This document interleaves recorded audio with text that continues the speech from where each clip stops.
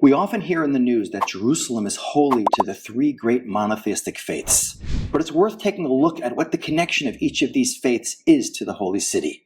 Let's start with the Jewish people. The Jewish people's connection to Jerusalem arguably begins all the way in the time of Abraham, 3,700 years ago in the Middle Bronze period, because it's at the top of the hill, underneath the Gold Dome of today, where Jewish tradition says the binding of Isaac's story took place in Genesis chapter 22. But the Jewish connection to the city as a spiritual capital city begins with King David, going back almost 3,000 years ago, which is 440 years after the Jewish people had entered the land of Israel.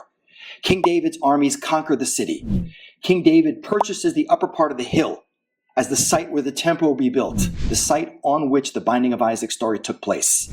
His son Solomon will build a temple there, the first temple, which will stand on that spot for 410 years until it's destroyed by the Babylonians. The Jewish people go into exile for 70 years, come back after 70 years, and rebuild the second temple, which will stand for 420 years on that spot, finally destroyed by the Romans in the year 70. But even without a temple being in Jerusalem, and even without a Jewish state or Jewish sovereignty over Jerusalem, Jerusalem has always been for the Jewish people the one and only capital city. Jerusalem is mentioned 660 times in the Hebrew Bible, and Zion, the other name for Jerusalem, is mentioned 158 times. 818 times Jerusalem is mentioned. Wherever the Jewish people are in the world, they're praying towards Israel. And in Israel, they're praying towards Jerusalem. And in Jerusalem, they're praying towards the top of that hill, the Temple Mount. The Christian connection to Jerusalem begins about 2,000 years ago.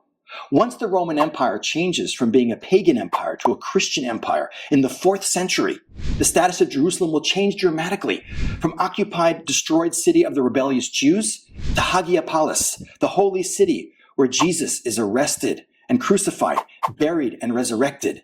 But even for Christians, Jerusalem, although it contains many important Christian holy sites like the Church of the Holy Sepulchre, has never been their holiest city. Rome was viewed in early Christianity as the New Jerusalem, just as the New Testament replaced the Old Testament. So yes, holy for Christians with important churches, but not the holiest city. The Islamic connection goes back 1,300 years ago, when the Muslims will conquer Jerusalem in the year 638. In the Quran, the word Jerusalem does not appear anywhere. Later in history, the Muslims will connect a story from the Quran, chapter 17, Surah 17, the story of Muhammad's midnight ride on his flying horse El-Buraq to that site. In 691, the Muslims will build the Gold Dome, the earliest great Islamic holy site in the world, and in 701, the Black Dome. But for Muslims today, that site, Jerusalem, remains the 3rd holiest site in the world, after Mecca and Medina. And wherever Muslims are in the world, when the time to prayer arrives, they will turn towards Mecca and pray. So Jerusalem is holy for Christians and Muslims, but it's only holiest to the Jewish people. I'm Ken Spiro, and you're watching JTV.